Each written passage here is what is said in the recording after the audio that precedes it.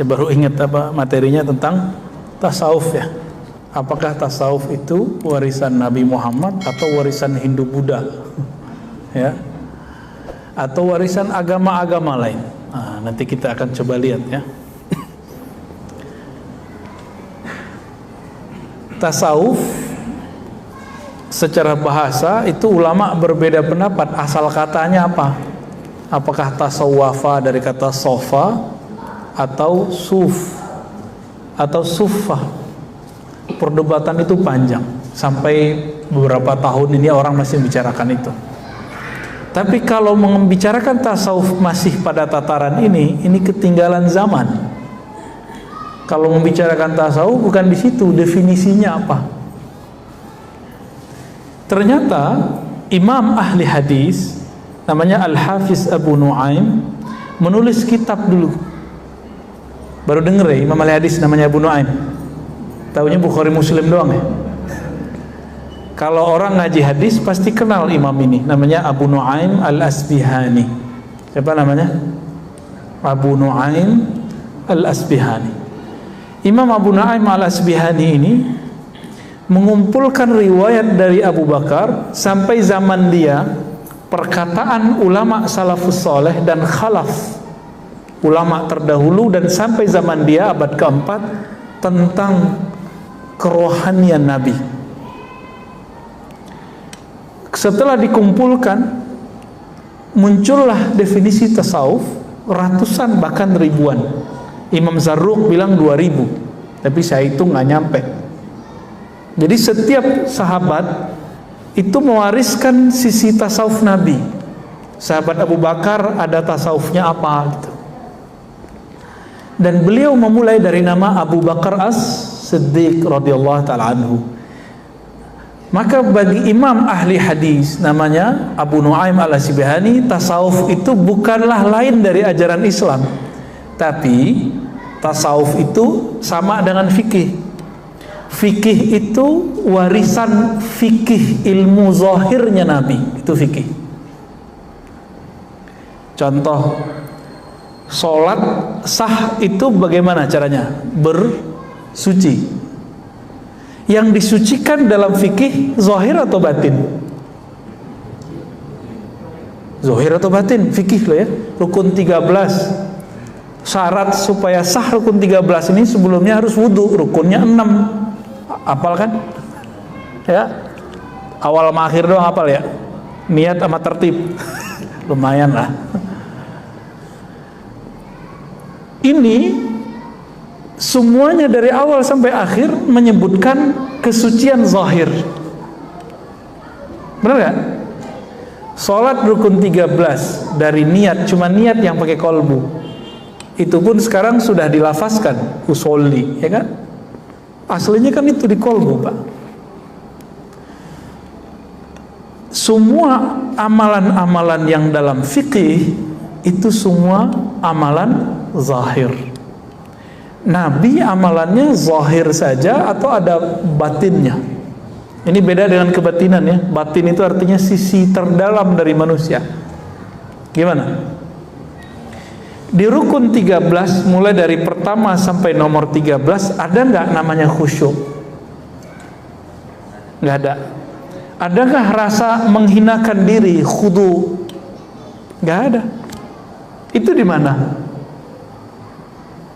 Padahal Nabi ngomong nih, hadis yang sering kita dengar, sallu kama ra'aitumuni usolli, salatlah kamu seperti kamu melihat aku salat. Ahli fikih memandang dengan mata zahirnya, ahli kolbu memandang dengan mata kolbunya. Muncullah dua ilmu yang berbeda. Satu namanya ilmu fikih, yang kedua namanya ilmu tasawuf. Jadi dua hal ini berbeda tapi tidak kontra. Loh, kok sekarang ada yang mencoba membuat dua ilmu ini kontra? Yang kontra itu otaknya dia. Fikih sama tasawuf nggak kontra. Mana buktinya? Imam Zarruq, Imam Sufi, dia mursyid Thariqat Syadziliyah. Dia ahli hadis juga, Pak. Jadi dulu itu Sufi ahli hadis, itu biasa. Sekarang Sufi suka nonton film Korea. Ya, itu maksudnya saya, Pak. Kalau yang luar-luar itu mah sufi beneran ya. Apa kata mereka? Sufi itu zindiq. Nah ya, sekarang dianggap meninggalkan syariat. Loh, tidak ada. Imam Zarruq mengatakan apa? Setiap ajaran hakikat, ajaran tasawuf yang bertentangan dengan fikih, maka itu batil. Setiap ajaran fikih bertentangan dengan ajaran hakikat, maka dia kosong. Jadi kalau mau cari orang kosong, cari orang yang anti tasawuf. Cari orang zindik, cari orang ngomong tasawuf tapi nggak mau bersyariat. Kalau mau cari wali Allah, cari orang yang berfikih zahirnya, berhakikat batinnya. Wali itu namanya. Wali Allah, sufi. Beda definisi ya sama mereka ya. Kalau mereka membuat definisi sendiri, padahal nggak ngerti sufi itu apa. Apa kata mereka? Sufi kalau udah tinggi nggak sholat. Loh, mana ada sufi begitu? Ya, itu mah sufinya Cang Nandar ya. Nggak ada sufi begitu, nggak ada. Ya. Sufi kalau udah alim, udah kasyaf, nanti kerjaannya baca isi hati murid, ya itu mah kasyaf. Nggak mesti, ada yang bisa begitu, ada yang enggak. Itu nggak ada urusan. Sufi nanti bisa menghilang gitu, ya nggak ada urusan. Itu sufi itu orang yang bertasawuf, orang yang menjaga hakikat di dalam kolbunya supaya tetap terkoneksi dengan Allah Subhanahu wa Ta'ala. Tadi Bapak ini dari takbir sampai assalamualaikum badannya di sini. Ya. Iya ya. Tapi sebagian pikirannya nggak di sini. Jujur aja, Pak. Jujur aja, ngangguk aja udah, saya tahu kok. Karena saya juga begitu. Untungnya kita dikasih zikir sama guru, dikasih ma'rifatullah sama guru, diajarin cara mengenal Allah lagi sholat. Maka ketika pikiran pergi, diambil makolbu, kamu ingat Allah. Jadi setan itu, kata Nabi dalam hadis yang sahih, jika seseorang sholat, maka setan ngomong, uzkur kaza, uzkur kaza, ingatlah ini. Kamu tadi begini ya, kamu tadi begini, habis ini kamu keluar lewat pintu itu, nanti sendalmu di situ, disebutin semua, Pak. Sampai ke rumahnya, jalan kemana itu disebutin semua. Hebatnya setan tuh. Terus kita asik kan? Tahu-tahu udah amin, loh udah amin aja. Tuh yang senyum-senyum pengalaman semua tuh. Tahu-tahu udah ruku gitu ya. Khusyuk apa kusut. Nah tadi pertanyaan siang tadi kita nanya gitu sama orang-orang. Khusyuk apa? Kusut. Saya yakin itu kusut. Para sufi itu mewarisi khusyuknya Nabi. Ahli fikih mewarisi rapinya zahir sholatnya Nabi. Maka seharusnya ini satu paket, zahir dan batin, jangan dipisah-pisah. Jadi kira-kira ini saya belum nyebutin hadis macam-macam, baru hadis sholat aja. Tasawuf bagian dari Islam atau bukan? Ya, bagian dari Islam atau enggak? Warisan Hindu Buddha atau apa? Emang orang Hindu Buddha ada bertorikot? Ada nggak orang Hindu Buddha zikir la ilaha illallah kencang-kencang? La ilaha illallah. Wah, Buddha dari mana? Syiah. Emang udah pernah datang ke Iran? Orang Syiah gitu zikirnya. Orang Syiah kalau zikir ya Ali, ya Husain sampai mukul-mukul badan. Kalau tarekat enggak. Dia berzikir la ilaha illallah, memukulkan kalimah itu ke dalam dirinya. Kalau orangnya suka ngerok, Pak, itu zikirnya kencang. Oh ilah, sampai kemudian hilang suaranya, nggak jelas, kayak suaranya Cang Nandan kalau lagi canda. Emang dia kalau lagi canda tuh suaranya begitu. Bener ya? Bener Bang Adam? Baik. Bukan itu perwajahan tasawuf. Tasawuf itu lebih umum dari itu semua. Maka Imam Al-Junaid Al-Baghdadi mengatakan tasawuf itu banyak metodenya. Setiap nafas itu ada metodenya. Ujungnya satu, berakhlak. Akhlak itu ada kepada Allah, ada kepada makhluk. Maka siapa yang bertambah adab akhlaknya kepada Allah, adab akhlaknya kepada makhluk, itulah sufi yang sebenarnya. Ya mohon maaf kalau ada guru-guru di sini kan ngajar cuma budi pekerti, itu baru ke makhluk. Kalau ke Allah itu mesti bertasawuf, mesti bertasawuf. Ya. Jadi tasawuf itu bukan hanya sekedar suluk-suluk. Suluk itu hanya salah satu metode dari tasawuf. Pakai tasbih itu hanya salah satu metode dari tasawuf. Tasawuf lebih umum dari itu.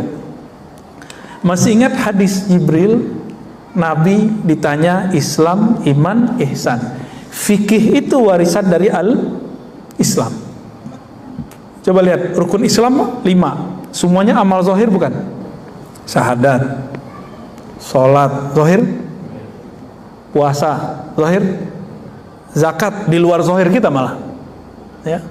Haji zahir nggak? Bapak haji pakai perasaan atau pakai badan? Saya mau ke Mekah nih, cing, bisa begitu nggak? Nggak bisa Pak, mesti pakai badan. Saya mau zakat pakai hati, bisa nggak? Ustadz, saya cukup puasa lidah, puasa lisan, bisa nggak? Nggak bisa, mesti puasanya lahir batin. Karena ini lahir, turunlah namanya hukumnya, hukum fikih. Maka kalau belajar hukum yang ada di rukun Islam nggak lewat fikih, nggak sah fikihnya. Nanti bisa aneh. Muncullah di Jawa Timur dulu orang kalau sholat, dia sholat selalu pakai sendal, karena dia baca hadis, "Shollu ala ni'alikum." Sholatlah kamu pakai sendal, pakai tarompa, ya, benar namanya gitu. Itu mereka pakai sendal Pak. Jadi aneh nggak? Kenapa nggak belajar fikih belajar hukum Islam lewat fikih? Sama, ada orang ingin mengenal Allah, merasakan khusyuk, tapi nggak lewat tasawuf. Muncullah, mohon maaf, buku-buku cara sholat khusyuk, tapi isinya nggak ada yang menyentuh. Isinya cuma sampai perenungan, merenungi makna, memahami teks, sampai di situ doang. Nggak ada yang betul-betul khusyuk yang Nabi maksud, itu nggak nyampe. Tanya semua ustadz hari ini, hampir semua mengatakan khusyuk itu memahami bacaan. Mampus Bapak yang nggak bisa bahasa Arab. Ya, menakutkan khusyuk kalau begitu Pak. Pada berhenti sekolah, bukan berhenti sekolah, berhenti sholat. Pak, Bapak udah berapa tahun Pak sholat Pak? Dari kecil Pak ya? Udah 60 tahun? Dari dulu belajar bahasa Arab nggak? Enggak. Terus kalau ada ustadz bilang khusyuk itu harus mengerti yang dibaca, Bapak stres nggak mikirin itu? Ya, nggak mungkin itu. Orang Arab Badui itu betul mereka bisa bahasa Arab, tapi bukan berarti mereka bisa ngerti Quran Pak. Mereka sholat aja. Maka Arab Badui itu lagi sholat ada yang meludah, ada yang mainin tangan, ada yang ada cincin diputer-puter kayak anak kecil. Kalau lagi duduk dia mainin pasir. Nabi ngurusin sahabat yang begitu-gitu Pak. Jangan dikira sahabat Nabi itu semuanya seperti Abu Bakar, Umar, Utsman. Ada yang badui. Ada datang ke masjid cuma kentut doang, pipis doang tuh ada. Itu Arab Badui. Nabi ngurusin orang begitu dan gak pernah emosi, gak pernah bilang, ente zindik, masa masjid dipipisin? Gak ada. Sekarang cuma beda Sayyidina sama gak Sayyidina, kunut sama kunut, gak kunut. Ustadznya pakai doa jamaah, nggak doa jamaah, itu rame di masjid. Mana akhlak nabinya? Ya, maka ada ilmu yang ketiga, ilmu kedua iman, ilmu ketiga namanya ihsan. Ihsan itu yang melahirkan namanya tasawuf. Di fikih ada metode ringkas belajar fikih. Bapak kalau saya suruh pelajari cara sholat, buka Al-Quran, bisa ketemu nggak rukun 13? Nggak. Di situ ada bacaan usoli, ada nggak di Quran? Makanya mereka biar nyuci otak orang awam begini, kamu baca nih Quran hadis, nggak ada usoli gitu, untuk batalin usoli. Emang nggak ada, ya. Dia aja nggak ada di Quran kok yang ngomong itu. Dibuka di Quran itu cuma perintah, aqimus shalah, aqimis shalah, dirikanlah olehmu sekalian sholat. Cuma begitu. Cara sholat di mana? Hadis. Oke. Sekarang buka Sahih Bukhari, Sahih Muslim. Ketemu nggak cara sholat rukun 13? Hadisnya nyampur-nyampur, Pak. Imam Bukhari nulis mawaqitus sholah, waktu-waktu sholat, satu bab besar. Habis itu kitabul azan. Habis itu baru sifatus sholatin Nabi. Bukan Albani loh ya. Sifat sholat Nabi ala Imam Bukhari itu ada. Itu. Sebelumnya, setelahnya ada tambahan, ada wudu, panjang di situ. Dan gak ketemu tuh rukun yang 6, hadisnya banyak. Oleh ahli fikih, bahan-bahan hadis-hadis ini diringkas karena mereka sayang kepada umat, supaya umat yang sibuk bekerja di siang hari, sibuk mencari penghidupan di siang hari, agar mereka kalau belajar agama mudah. Karena Nabi bersabda, yassiru wala tu'assiru, hendaklah engkau kemas agama ini dengan mudah, jangan dipersulit. Sekarang mereka mempersulit lagi, padahal Nabi suruh mudahkan. Apa kata mereka? Nggak boleh ikut imam, langsung aja ke Quran dan Sunnah. Kan mampus ntar murid-muridnya. Dicari di situ bab niat, di mana ada bab niat, Pak? Bapak lihat di Quran nggak ada bab niat di sini, nggak ada, Pak. Surat Al-Maidah ayat 6 tentang wudu, nggak ada bab niat di situ. Tapi kalau ahli fikih baca, ketemu dia di bagian mana tersiratnya kata niat. Dibaca hadis tentang niat umum, innamal a'malu bin niat. Tapi kenapa hadis ini dijadikan bahan nomor pertama setiap amalan? Rukun sholat, rukun puasa, rukun haji, pertama pasti niat, ya kan? Padahal tidak ada tuh di ayat puasa, kutiba alaikumusiyam, mana niatnya di situ? Ketemu di hadis, Nabi nggak bilang niat. Nabi mengatakan malam yubayyit lailan fala siyamalah. Siapa yang tidak tabyid, tabyid itu artinya secara harfiah bayyata yubayyitu, menetapkan, menginapkan, macam-macam ini artinya ya. Ulama kita mengartikan meniatkan. Maka muncullah bab di situ wajib niat puasa. Dari hadis itu maka ulama kita menganjurkan para imam setiap malam mengingatkan umat, wa tawasau bil haqqi wa tawasau bis sabri. Tapi sama kawan kita dibid'ahkan lagi, ya enggak? Kan repot begitu. Padahal ini memudahkan umat. Seperti dulu Umar memudahkan umat, Imam Syafi'i memudahkan umat, dan itu berkembang terus sampai akhir zaman. Jadi kira-kira kalau kita kembali lagi langsung ke Quran dan Sunnah, itu cara sholatnya nanti jadi amburadur nggak? Pasti amburadur, Pak. Nah, cara belajar fikih itu lewat mazhab. Lalu cara belajar tasawuf pakai apa? Ada namanya metode juga, disebut thariqah. Nah, thariqah ini ada yang formal, ada yang tidak formal. Yang formal itu seperti thariqah Naqsyabandiyah, tarekat Syaziliyah, tarekat Qadiriyah, itu formal. Formal itu gini, kayak sekolah, ada pimpinannya namanya mursyid, ada asisten gurunya namanya khalifah, muqaddam, wakil talqin, ada muridnya namanya salik, ada tempat sekolahnya namanya surau atau tempat khalwat, zawiyah, ribat.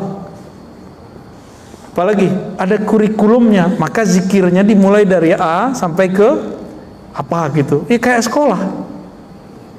Saya mau tanya nih yang sekolah di pesantren, Nabi dulu ngajarin sahabat pakai kitab nggak? Selain Al-Quran, dimulai dari kitab Toharoh nggak? Bab bersuci gitu nggak? Nggak ada. Bid'ah nggak tuh? Kalau ahli fikih boleh buat begitu, kenapa ahli tarekat nggak boleh buat kurikulum zikir? Kok nggak boleh? Nah, maka kalau ahli fikih nggak ngerti ilmu tarekat, nanya dulu, gitu, ya. Maka bapak saudara ikhwan akhwat fillah, apakah tasawuf itu ajaran dari Nabi? Sudah terjawab, itu ajaran dari Nabi. Namun nanti metodenya disusun oleh para ulama sebagaimana ilmu fikih disusun oleh para